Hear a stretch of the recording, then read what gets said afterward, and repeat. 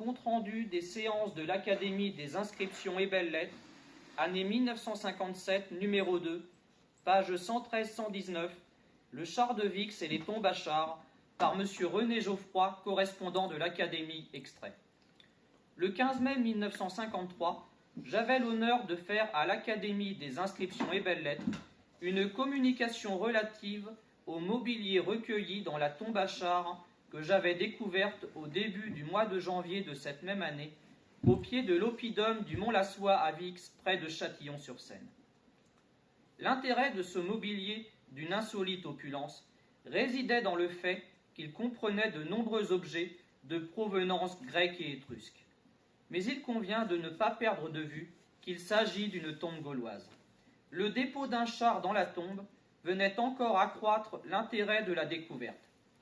En dépit des circonstances défavorables, rigueur de la température, envahissement de la tombe par l'eau, un plan détaillé a pu être relevé où la place de chaque objet est indiquée avec précision. La tombe de Vix a donné à la fois les plus remarquables des objets grecs trouvés sur notre sol national et le type le plus parfait des chars de fabrication indigène recueillis jusqu'à ce jour. Je viens de vous lire des extraits du compte-rendu de l'archéologue René Geoffroy, 1915-1986, à l'Académie des inscriptions et belles-lettres. Je reviendrai tout à l'heure sur ce texte. En ces journées du patrimoine, je vais vous parler d'une des plus importantes découvertes archéologiques françaises du XXe siècle, celle de la tombe de Vix. En 1953, dans ce petit village de Côte-d'Or, une sépulture celte d'une richesse inouïe a été mise au jour. La pièce maîtresse en est le fameux cratère en bronze d'1,64 m de haut pour un poids de 208 kg. C'est le plus grand vase en bronze que nous ait légué l'Antiquité. Cette œuvre d'art, digne des plus grands musées internationaux, le cratère pourrait trôner au Louvre à côté de la Joconde, est conservé à Châtillon-sur-Seine, petite commune de 5200 habitants en Côte d'Or. Autre surprise, la sépulture n'abritait pas les restes d'un prince, mais d'une princesse. Il n'en fallait pas plus pour enflammer les imaginations. En 1953, Paris Match illustre son article sur la découverte du trésor par une représentation imaginaire de la Dame de Vix, représentation que vous avez ici. Une belle blonde aux yeux bleus, puissante, fauchée dans la fleur de l'âge. Nous ne pouvons faire que des suppositions en l'absence de texte. Mais vu l'importance du mobilier, elle était sans doute plus qu'une simple épouse. C'était probablement le chef de la communauté. Une prêtresse peut-être. Chez les Celtes, vers 500 avant Jésus-Christ, il existait des femmes puissantes. Partons à la découverte du trésor. Le Mont-Lassois, sur la commune de Vix en Côte d'Or, est un point de repère immanquable. Vous avez ici le Mont-Lassois. Cette butte surplombe le cours de la Seine d'une centaine de mètres. On la voit à des kilomètres à la ronde. Les fouilles sur ce site commencent dans l'entre-deux-guerres. À l'époque, l'archéologie est encore balbutiante. Elle est exercée par des notables érudits. En octobre 1929, Jean Lagorgette, membre de la Société archéologique et historique du Châtillonnais, entend profiter d'une forte pluie pour parfaire les relevés cadastraux du mont. Au cours de son aventure, il a la surprise de découvrir des tessons de céramique ornés d'un style inconnu. Il se met en quête d'un homme de main pour repérer et prélever les vestiges. L'institutrice de Vix lui conseille Maurice Moisson, un ouvrier agricole. Un vaste sondage est pratiqué en contrebas de la pointe septentrionale du plateau. Dès les premiers jours, des fragments de poterie indigène ornés, associés à des tessons de céramique attique, grecque, sont récoltés. Un mélange surprenant. Au cours des 10 années suivantes, à raison d'1 mois de fouilles par an, Lagorgette exhuma des kilos de céramique, des quantités de fibules agrafes pour retenir les extrémités d'un vêtement, et un grand nombre de petits objets en bronze et en fer. Certaines fibules portaient un cabochon de corail et des perles d'ambre, matériaux venus de la mer. Parmi les objets en bronze se trouvait un griffon dont la provenance était étrusque, nord de l'Italie. La gorgette dégagea également les vestiges d'une construction recelant un poignard et une épée. La guerre interrompit les recherches. La gorgette n'y survécut pas. Il mourut en 1942. Heureusement, un homme allait prendre la relève. En 1940, René Geoffroy fut nommé professeur de philosophie à Châtillon-sur-Seine. Formé par le grand maître de l'archéologie André Leroi-Gourhan, il pratiquait cette discipline depuis de nombreuses années. Nommé conservateur du musée de Châtillon en 1947, il allait mener des fouilles sur le site de Vix, souvent en compagnie de Moisson, de cette même année 1947 à 1974. Au mois d'octobre 1952, Moisson signala à Geoffroy la présence incongrue d'un reliquat de pierre dans l'argile d'un champ en bord de Seine, c'est-à-dire en contrebas de la butte. Geoffroy, qui disposait d'une somme d'argent restant de la campagne de fouilles précédente, lança des travaux. Geoffroy interpréta rapidement la structure que la pioche de Moisson mettait au jour comme les ultimes vestiges d'un tumulus, tertre funéraire. Le tumulus, qui surmontait à l'origine la chambre funéraire, avait vraisemblablement été arasé dès l'Antiquité pour servir de matériau de voirie. Au dernier jour de fouilles, ne voyant aucune tombe, ils conclurent logiquement à une violation de sépulture. La nuit tombant, Geoffroy et Paris, un autre archéologue, s'en retournèrent chez eux, laissant Moisson sortir quelques pierres de la mare d'eau qui occupait le fond du sondage. 5 minutes après le départ des archéologues, Moisson mit au jour l'anse du vase. Nous sommes en ce jour historique du lundi 5 janvier 1953. Au petit matin du 6, Moisson prévient Geoffroy qu'il a trouvé un objet en bronze. À midi, Geoffroy se rend chez Moisson. Sur la table de la cuisine trônent les fragments d'une coupe attique accompagnée d'une console de bronze. L'anse du vase est encore dans le champ. Moisson, qui n'a pu le retirer, l'a masqué d'un sac de jute. Lorsque Geoffroy enlève cette protection, l'anse du vase orné de la gorgone apparaît. Conscient de la portée extraordinaire de la découverte, Geoffroy envoie un télégramme à des officiels, notamment l'inspecteur des musées de province. « Soyez à Châtillon jeudi. » Le jeudi 8, les officiels sont là.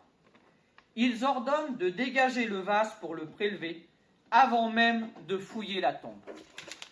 Vous avez ici la panse et le pied du cratère, tout juste extrait de la chambre funéraire par Maurice Moisson, que vous avez ici, et René Geoffroy. Voilà. La découverte fait du bruit.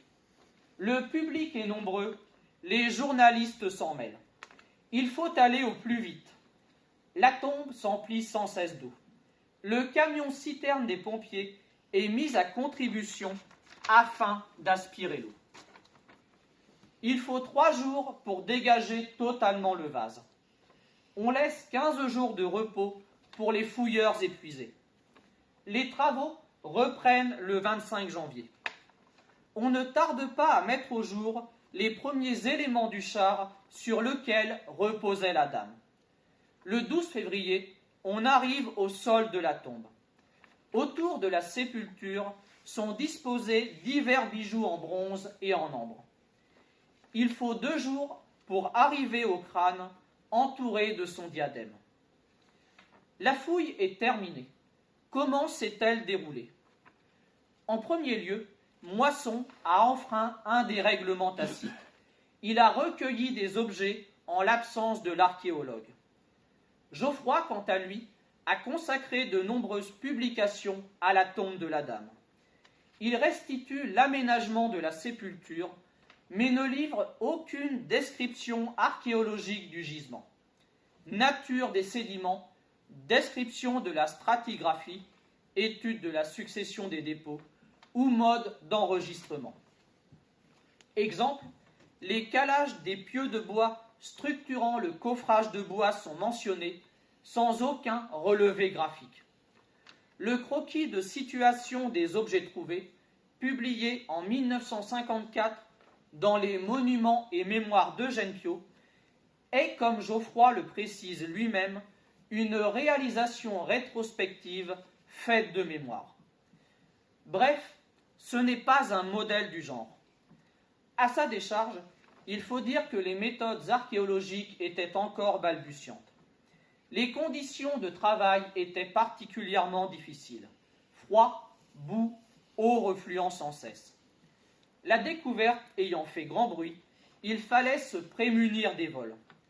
L'ensemble de l'opération s'était déroulé dans la précipitation. Geoffroy souhaitait restaurer le vase au plus vite pour l'exposer au Louvre. La direction des musées de province apporta le financement et écarta le contrôle qu'aurait dû exercer la commission des monuments historiques. La restauration se déroula à Châtillon-sur-Seine durant le printemps 1953. Le musée de cette ville présenta une première exposition à l'été. Le vase gagna ensuite le Louvre, où le public put l'admirer du 24 octobre 1953 au 7 février 1954. Parmi les visiteurs qui le contemplèrent se trouvait André Breton, que vous avez ici. À une enquête du Figaro littéraire, le poète répondit par ces mots le 2 janvier 1954 « J'aurais donné une partie de ma vie pour être là le 8 janvier 1953 à la nuit tombante, quand Moisson, cultivateur et fossoyeur sur la voie de l'alchimie, découvrit la première anse du vase qui lui parut une selle de cheval. Le trésor regagna Châtillon. Petite parenthèse, les rumeurs qui circulent encore de nos jours concernant les tentatives d'appropriation du vase par le Louvre sont sans fondement. Au retour de l'exposition parisienne, on se rendit compte de certains défauts de restauration du vase. En novembre 1955, le couvercle du vase est confié au laboratoire du musée Lorrain à Nancy. À la mi-janvier 1956, une commission parisienne, satisfaite du résultat, donna son accord à la poursuite des opérations de restauration. L'équipe de Nancy effectua le travail en 2 mois. Le vase regagna le premier étage du musée de Châtillon le 30 mars 1956. Pourquoi un tel trésor? Les fouilles effectuées à Vix apportent des réponses. Une chance, le site du Mont-Lassois fut abandonné sans qu'une nouvelle occupation ne vienne en perturber les vestiges. Les recherches sur le plateau montrent une forte densité de population pour la période s'étalant entre 530 et 450 avant Jésus-Christ. Vix est un site du premier âge du fer. Vers 1200 avant Jésus-Christ, la métallurgie fit un pas de géant au Proche et au Moyen-Orient. L'homme se mit à séparer le fer de son minerai. La divulgation de la sidérurgie fut assez lente. Elle atteignit la Gaule vers 750 avant Jésus-Christ. Cette période est marquée par l'apparition d'une aristocratie de cavaliers dans l'est de la France. Les sépultures de ces guerriers contiennent des morts de chevaux associés à des épées de fer. Cette première phase, qui prend fin vers 450 avant Jésus-Christ, est baptisée période de Hallstatt. Vers 500 avant Jésus-Christ, la Côte d'Or est occupée par les Lingons, un peuple de l'ère d'origine de la civilisation celte. Vous avez ici l'ère d'origine des Celtes. L'époque marque une prédilection pour les sites défensifs d'envergure. Le site de Vix est l'objet d'un important programme international de recherche depuis 2002. Au pied du flanc est de la citadelle coule la Seine. Le flanc ouest s'ouvre sur une vaste plaine agricole. La base de ce flanc ouest était défendue par un rempart édifié parallèlement à la pente sur une longueur de 400 mètres.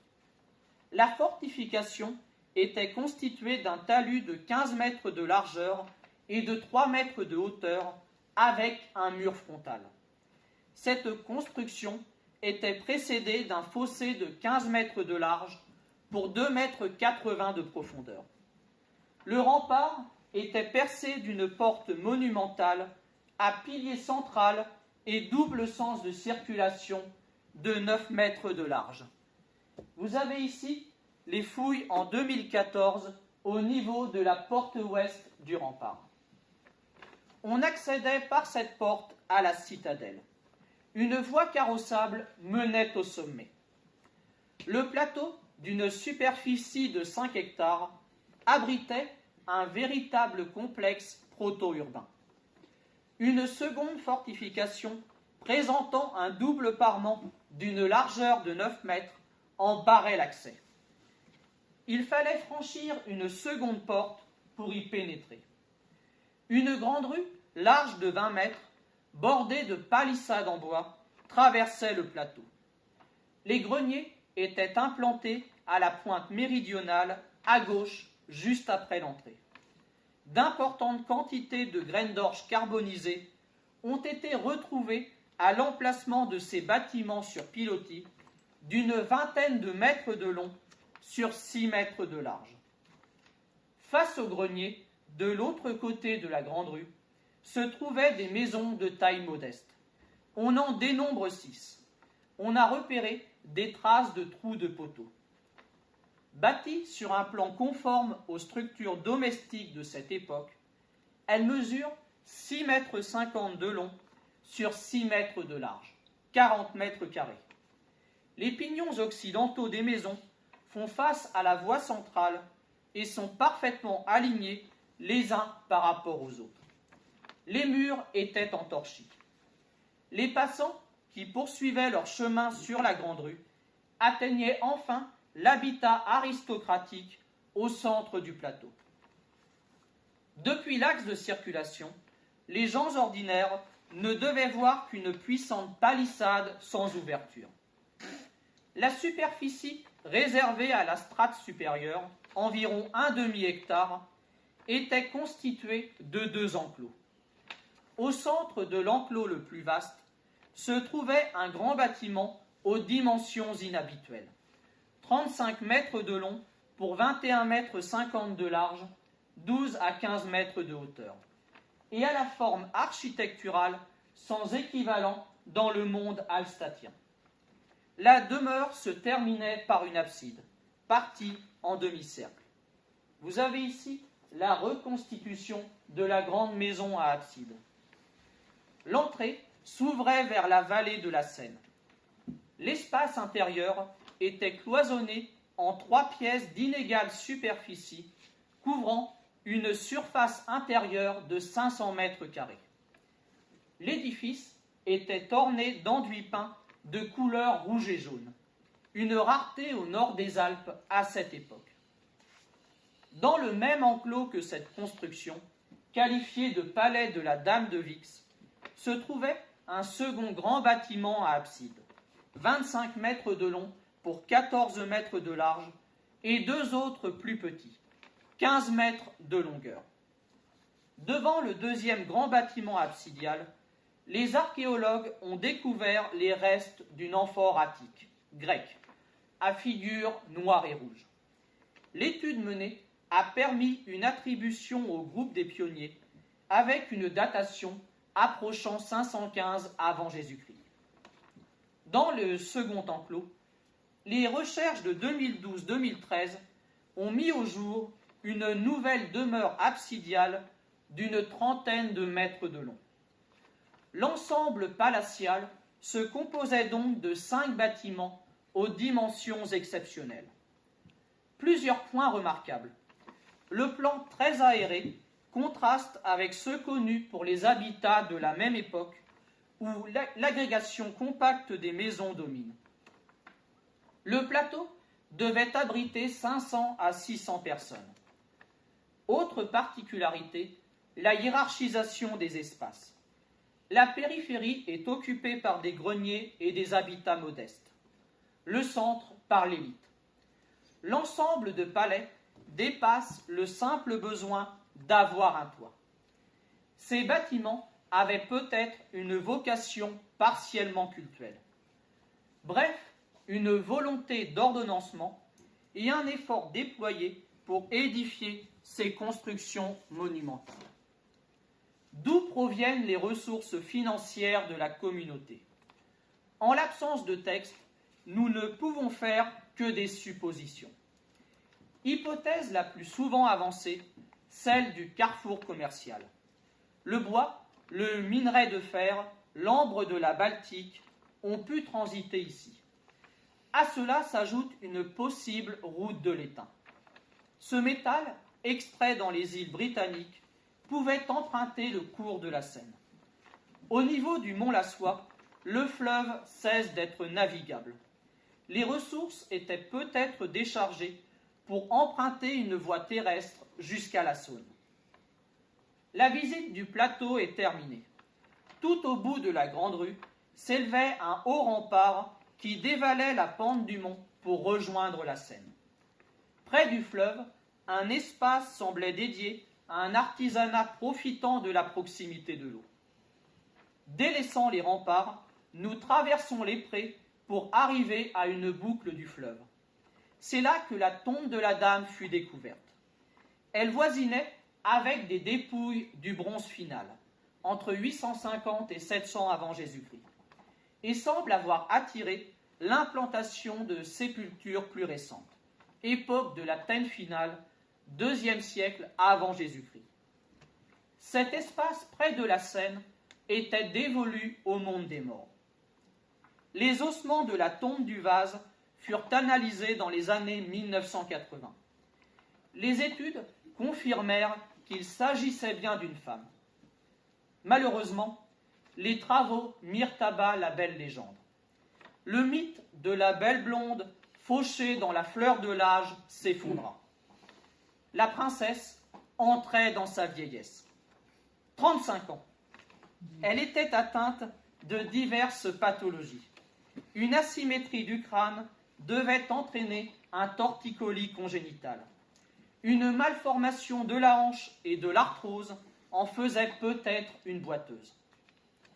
Mais la dame est surtout célèbre pour son trésor. Quelle est sa signification? La défunte était allongée sur un char d'apparat à 4 roues, orné de motifs décoratifs en bronze. Vous avez ici la maquette de la 2e restitution du char dans les années 1980. Les bandages en fer des roues étaient alignés contre la paroi de la chambre funéraire. Les roues avaient donc été démontées. La longueur de la caisse est estimée à 1,59 m, soit à quelques centimètres près la taille de la dame. Nous sommes en présence d'une tombe à char, un phénomène celte de grande ampleur. On en connaît plusieurs centaines. Dans ces tombes se retrouvent, à côté du défunt, les restes d'un char démonté et un mobilier funéraire souvent varié et luxueux. Certaines sont dévolues à des femmes. La princesse de Vix n'était pas la seule dame à jouer un rôle de premier plan à l'âge du fer. Au VIe siècle avant Jésus-Christ, on retrouve ces sépultures en Franche-Comté, Bourgogne et Poitou. Au cours du siècle suivant, le centre de gravité de ce genre de tombe se déplacera vers le nord. La Champagne deviendra leur terre de prédilection. Les plus beaux exemples demeurent toutefois ceux des environs de Vix. Le tumulus de la Garenne à Sainte-Colombe-sur-Seine a livré un lébès, bassin sur trépied en bronze. La cuve est surmontée de 3 têtes de griffons, des animaux à cou de serpent, bec d'aigle et oreilles de chevaux. Une réalisation étrusque. Dans cette tombe fouillée en 1846, le mobilier est moins prestigieux qu'au Mont-Lassois. C'était probablement la sépulture d'un aristocrate sous l'autorité de la dame. La princesse, quant à elle, était richement parée.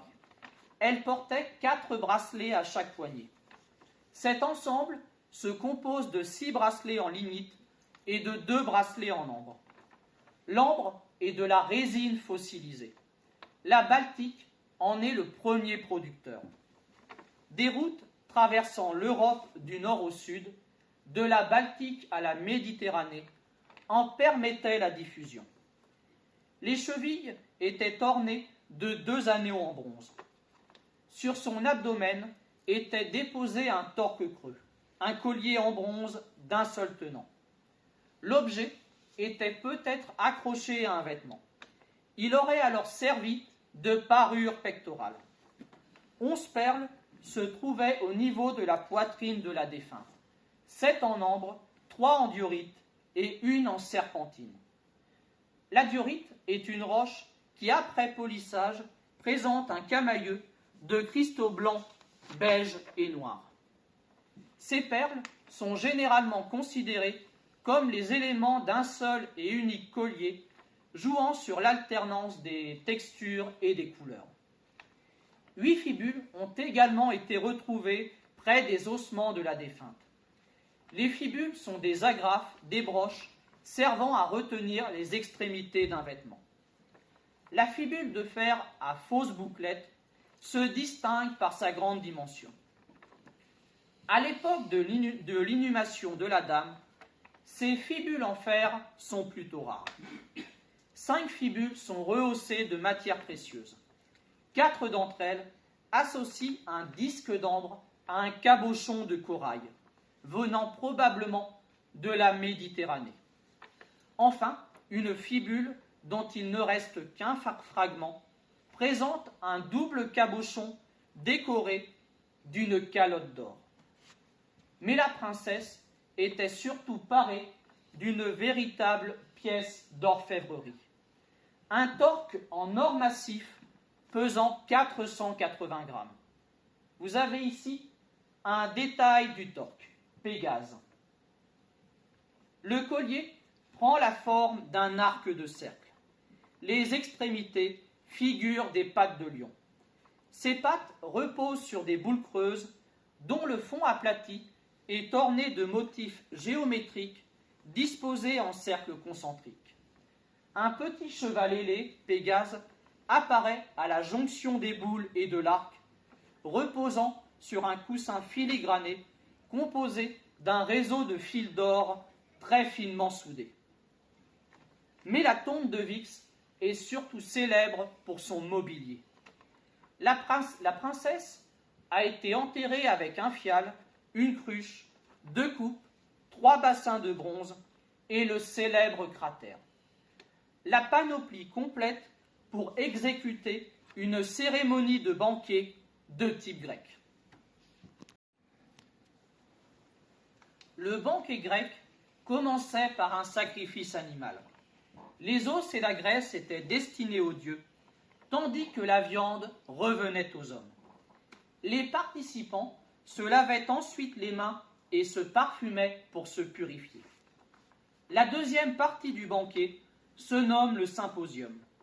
Pour les dieux, on répandait au sol ou sur un autel le vin contenu dans un fial, bol évasé. Le vin était ensuite puisé dans le cratère, servi grâce à l'eunochoé et dégusté dans des coupes. Le symposium était un moment de sociabilité important dans la vie des Grecs, et pour les jeunes citoyens, d'apprentissage de la vie politique. Les convives y pratiquaient la musique et la poésie. On ne sait pas quelles adaptations les Celtes y avaient apportées. Passons en revue ces diverses pièces du banquet. 3 bassins de bronze étaient appuyés contre la paroi de la chambre funéraire.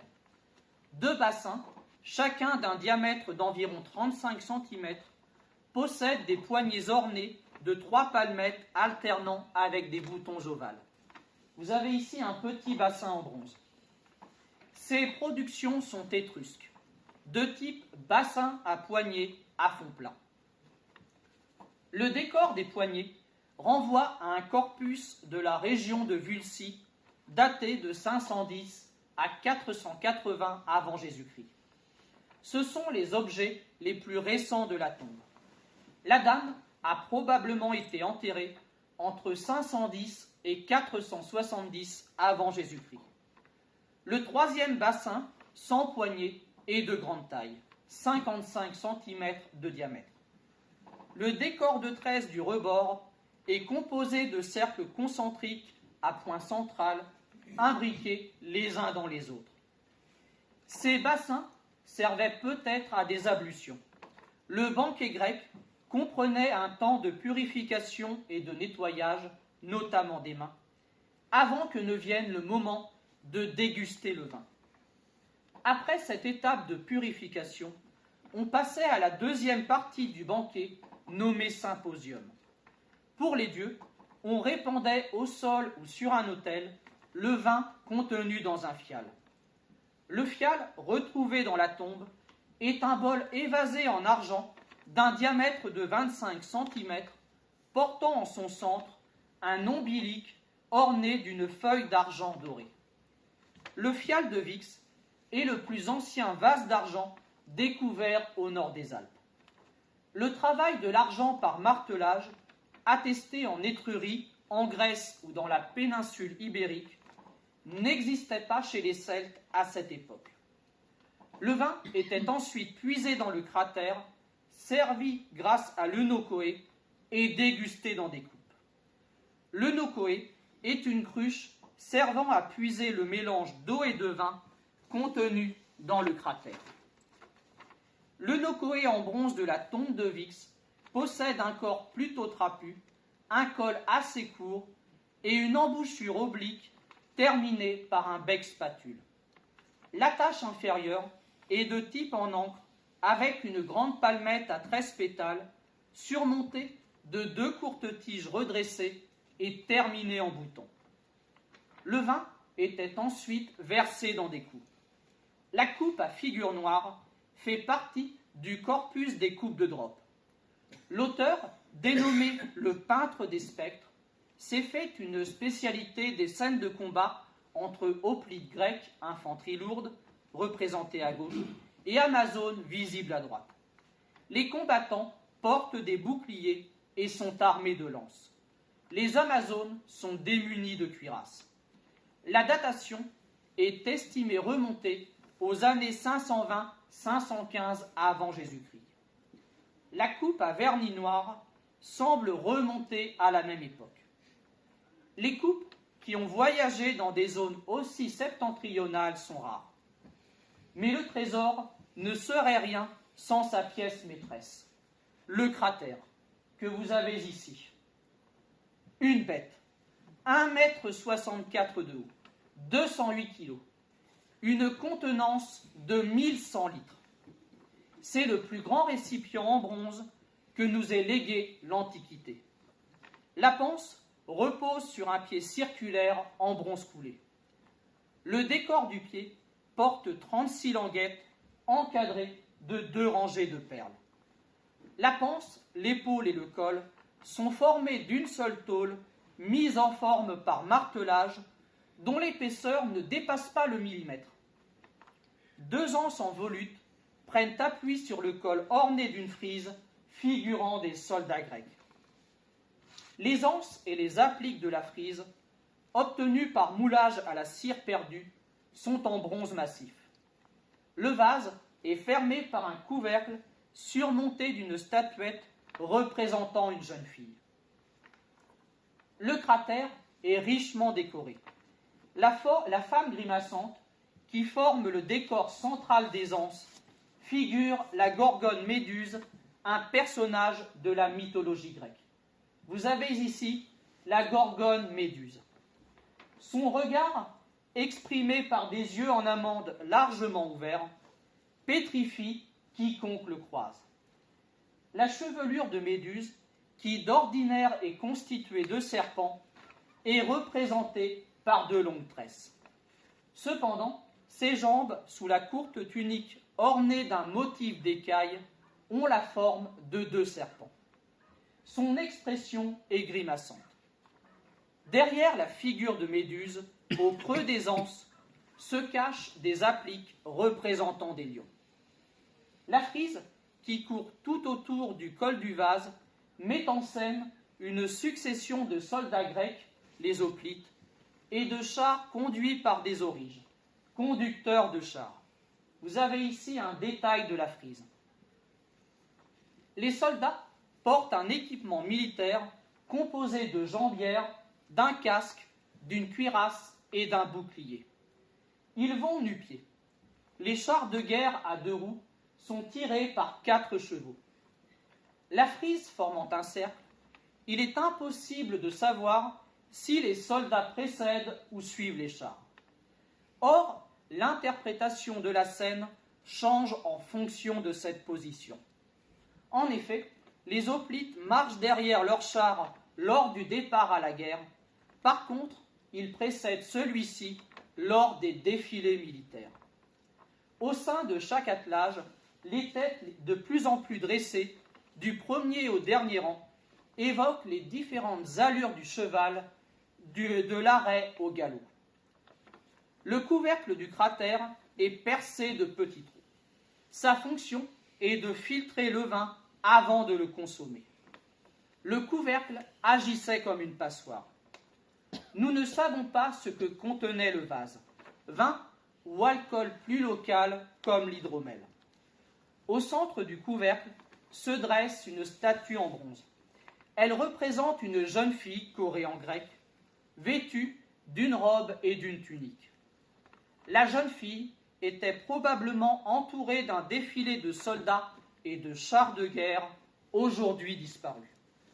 On a retrouvé sur le pourtour du couvercle une série de petits trous. Un examen a permis de déceler les traces de la base de statuette. Nous sommes frappés par la taille du vase. De nombreux exemplaires de cratères ont été retrouvés, mais ils mesurent en général de 40 à 45 cm de haut. Là, on dépasse le 1,60 m. On est dans la démesure. Un gigantisme d'autant plus surprenant quand on compare ce vase aux récipients destinés à la consommation retrouvés dans la tombe. Un modeste pichet et 2 petites coupes. Les analyses étayent l'hypothèse d'une fabrication du vase vers 530 avant Jésus-Christ par un atelier grec installé dans la région de Sybaris, au sud de l'Italie. Il s'agit d'un objet de l'art grec archaïque. Le cratère, dont les anses sont démontables, aurait donc voyagé depuis cette zone méridionale jusqu'au nord de la Bourgogne. 2 routes s'ouvraient à lui. La voie maritime lui aurait fait gagner Marseille, colonie grecque installée en 600 avant Jésus-Christ. Le vase aurait ensuite remonté la vallée du Rhône. La voie terrestre n'est cependant pas à écarter. L'objet aurait alors gagné le territoire étrusque. Passant par Spina, port étrusque situé à l'embouchure du Pô, le cratère aurait pu remonter le fleuve avant de franchir les Alpes. La plus grande partie de son voyage se serait alors faite sur un chariot. Du mobilier d'origine méditerranéenne a été retrouvé dans de nombreuses tombes situées au nord des Alpes. Grecs et Étrusques fournissaient des œuvres de prestige aux élites de ces contrées. Nous pouvons y voir un troc à vocation commerciale. Les Celtes exportant du bois, des céréales, du sel, des métaux et des esclaves.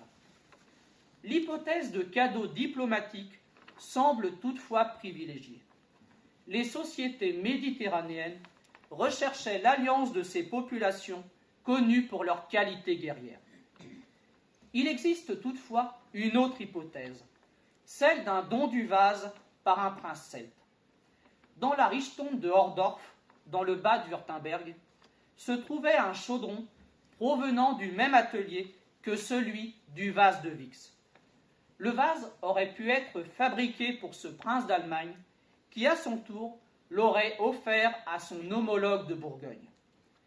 Les réseaux de communication n'étaient pas uniquement orientés du sud au nord, mais pouvaient aussi s'épanouir entre principautés d'est en ouest.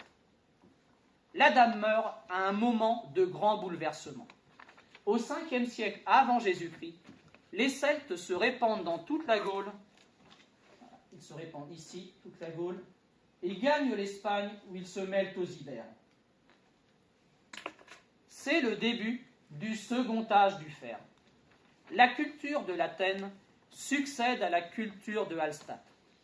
Commencée vers 475 avant Jésus-Christ, cette culture de l'Athènes s'achèvera vers 25 avant Jésus-Christ, après la conquête romaine de la Gaule. Au 5e siècle avant Jésus-Christ, les communautés celtes connaissent des crises internes. Les circuits commerciaux se réorganisent. L'époque est aussi marquée par des luttes entre Grecs et Étrusques pour le contrôle des échanges. Les citadelles celtes du premier âge du fer comme Vix sont abandonnées. On s'oriente vers un mode de vie plus rural dominé par une chefferie guerrière. Le mobilier funéraire laisse entrevoir une moindre disparité sociale entre les puissants et le reste du peuple. Les chefs sont enterrés avec des chars de guerre à 2 roues qui remplacent les chars de parade. Mais leurs sépultures sont moins monumentales, les importations méditerranéennes baissent. Les bijoux sont moins somptueux. En Champagne, les vastes cimetières du second âge du fer comportent des tombes plates sans tumulus. Les fantassins sont enterrés avec leurs armes, épées, lances, javelots. La société du 5e siècle et du début du 4e siècle semble plus égalitaire. Les funérailles grandioses de la Dame ont été le chant du cygne de la communauté de Vix. Elles ont marqué la fin d'une époque.